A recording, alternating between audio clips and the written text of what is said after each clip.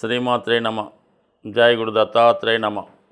ఈ వీడియోలో మనం వృశ్చిక రాశి వారికి ఫిబ్రవరి 16 నుంచి 28 మధ్యలో జరగబోయే పక్ష ఫలితాలు తెలుసుకునే ప్రయత్నం చేద్దాం. వృశ్చిక రాశి వారికి చాలా వరకు కేంద్రంలో 4 గ్రహాలు ఏర్పడడం జరిగింది. అంటే చాలా కాలంగా ఉన్నటువంటి అర్ధాష్టమ శనితో పాటు రవి కూడా అక్కడ చేరడం జరిగింది. అలాగే బుధుడు అష్టమ లాభాధిపతిగా చేరడం వల్ల తప్పనిసరి పరిస్థితుల్లో ఏదైనా place of change, job change లాంటివి వచ్చే అవకాశం ఉన్నది. ఇక్కడ ఉద్యోగస్తులకైతే మాత్రం ఏదైనా తప్పనిసరి ట్రాన్స్ఫర్ కానీ, ఉద్యోగంలో ఇబ్బందులు ఎదుర్కోవడం కానీ, అధికారుల వల్ల ఒత్తిడి చికాకులు రావడం జరుగుతూ ఉంటుంది. చిన్న చిన్న వ్యాపారస్తులు లాంటి వాళ్ళకి ఎలా ఉంటుందంటే అధికారుల వల్ల వేధింపులు, ఏదో విధంగా ఆ వ్యాపారాన్ని అక్కడ తీసేసి వేరే చోటుకి వెళ్దామనే ఆలోచన కూడా ఉండడం జరుగుతూ ఉంటుంది.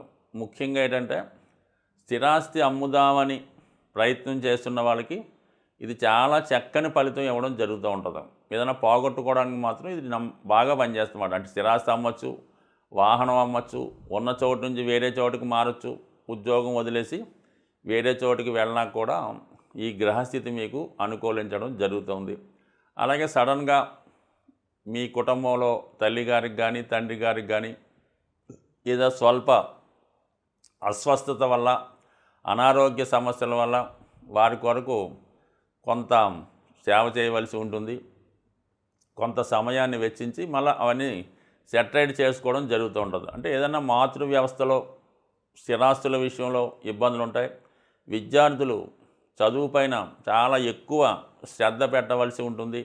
ఎంత చదివినా కూడా సమయానికి జ్ఞాపకం రాకపోవడం వల్ల పరీక్షల్లో పెద్దగా వాటిని రాయలేకపోతుంటారు. కాబట్టి చాలా వరకు ఏదైనా జ్ఞాపక శక్తి పెంచుకునే విధంగా పదే పదే దాన్ని చదవడం వల్ల మంచి ఫలితం సాధించవచ్చు. ఏదైనా విద్యార్థులకి ఇది మాత్రం వాళ్ళు అనుకున్న ర్యాంక్ సాధించాలన్నా, పై తరగతికి ప్రమోట్ అవ్వాలన్నా, కొత్త కోర్సులో చేరాలన్నా చాలా ఎక్కువ శ్రమ పడవలసి ఉంటుంది. అంటే ఇదంతా కూడా మనకి మార్చి నెలాఖరు వరకు కూడా ఈ స్థితి కనబడుతూ ఉంటుంది.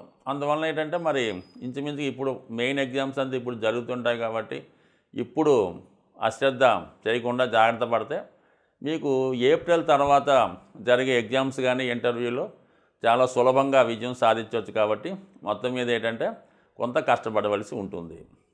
5వ స్థానంలో ఉన్నటువంటి శుక్రరాహుల కలయిక చాలా వరకు ప్రలోభాలకి గురవడం జరుగుతూ ఉంటుంది. సాధారణంగా ఈ సమయంలో ఎవరైనా ఏదైనా ప్రేమ వ్యవహారంలో ఇన్వాల్వ్ అవ్వడం కానీ, లేదంటే ఏదో ఒక బలహీనతకి గురవడం కానీ, చాలామంది మధ్యకాలంలో ఈ ఆన్లైన్ గేమ్స్, బెట్టింగ్లో వాటిలో పడి అసలు ఉద్యోగమే మానేసి దాని మీద కూడా పూర్తిగా ఉండడం, చాలా వరకు నష్టపోవడం రావడం జరుగుతూ ఉంటుంది. కొంతమంది ఏదో ఒక వ్యసనంలో, అంటే శుక్రుడు ఉచ్చస్థితిలో ఉండడం వల్ల ఏదో హై క్వాలిటీస్గా ఉన్నటువంటి బాగా ఖరీదైనటువంటి వ్యసనంలో ఇరుక్కునే అవకాశం ఉంటుంది. కాబట్టి ఈ విషయంలో జాగ్రత్త పడండి.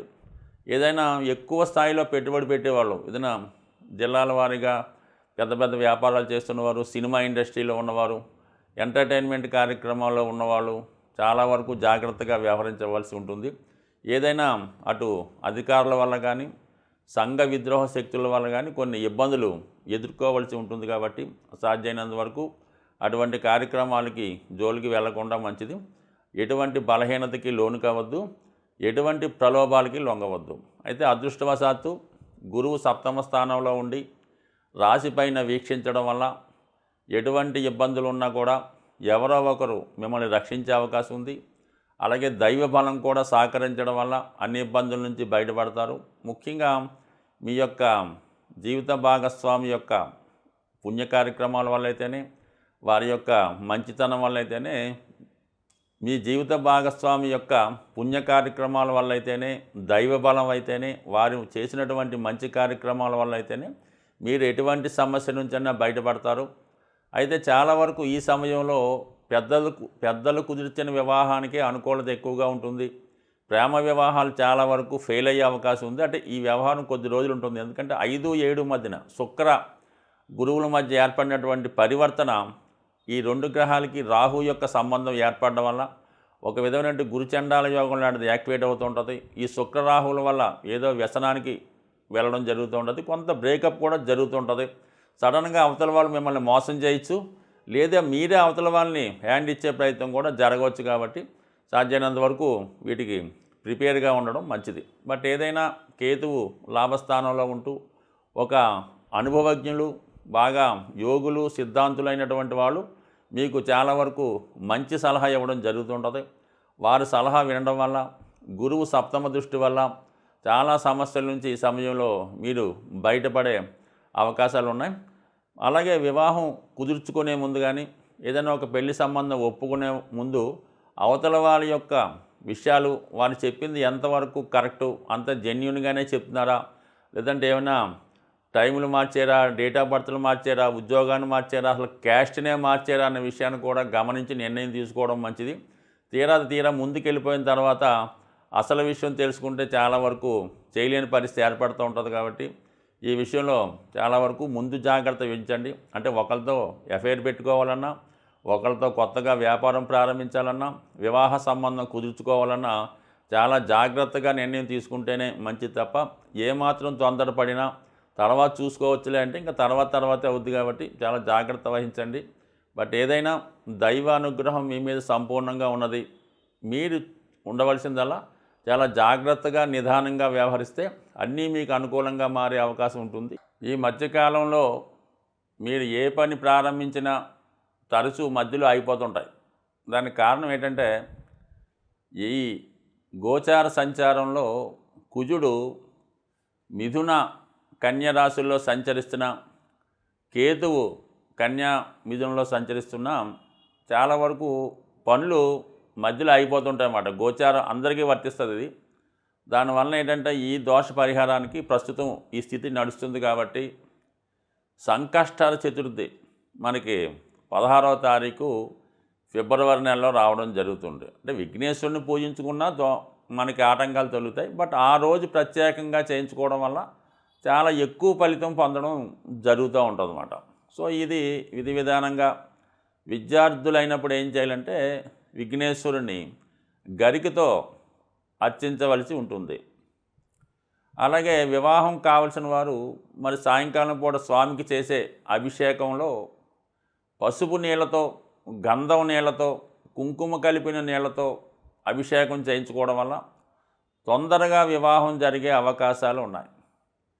ఎవరైతే ఆర్థిక పరంగా చాలా ఇబ్బందులు పడుతున్నారో వాళ్ళు అదే రోజు ఆలయంలో జరుగుతున్నటువంటి గణపతి హోమంలో అటుకులు, బెల్లం లేదా తీపి పాయసం మరి ఆ హోమంలో ద్రవ్యంగా ఉపయోగించడం వల్ల చాలా వరకు మీకు ఈ ఆర్థిక సమస్యల నుంచి బయటపడే అవకాశం ఉంది. ఇప్పుడు అన్నిటికీ కూడా కామన్గా ఉన్న చిన్నగా ఇది శాస్త్రంలో చెప్పినటువంటి పరిహారాలు ఈ సంకష్టాల చతుర్థిలో చేయడం వల్ల కంపల్సరీగా మీకు ఈ ఫలితాలు తొందరగా ఆగకుండా రావడం జరుగుతూ ఉంటుంది. సరే, అలాగే మన అదృష్టవశాత్తు ఇదే మాసంలో 26వ తారీఖున మహాశివరాత్రి రావడం జరుగుతుంది. మరి ఆ రోజు కంపల్సరిగా నియమంగా ఉంటూ సాధ్యమైనంత వరకు ఏదో ఒక శివాలయాన్ని సందర్శించడం వల్ల శివుడికి అభిషేకం చేసినంత వరకు మనకి ఆ రోజు అంత ఖాళీగా ఉండకపోవచ్చు.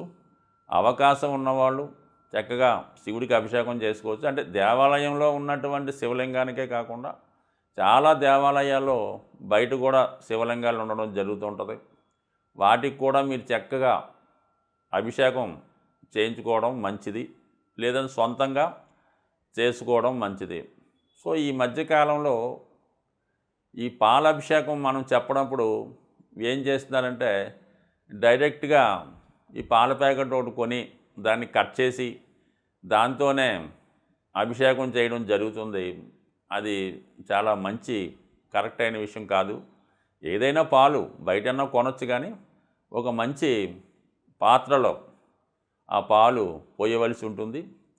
ఏ అభిషేకం మనం చేసినా సరే ముందుగా శివలింగాన్ని శుద్ధమైనటువంటి జలంతో అభిషేకించి తర్వాత పాలతో అవ్వచ్చు, పంచదార అవ్వచ్చు, విభూది అవ్వచ్చు, దేంతో అన్నా అభిషేకం చేసుకోండి. మళ్ళా శుభ్రంగా వాటర్తో శుద్ధమైన జలంతో అభిషేకించి అప్పుడు భగవంతుణ్ణి అలంకరించవలసి ఉంటుంది. కనీసం ఒక్క మారేడు దళమైన శివునికి సమర్పించడం వల్ల సమస్త దోషాలు పోతాయి. కాబట్టి మరి చిన్నగా విధి విధానంగా చేస్తూ చేయండి.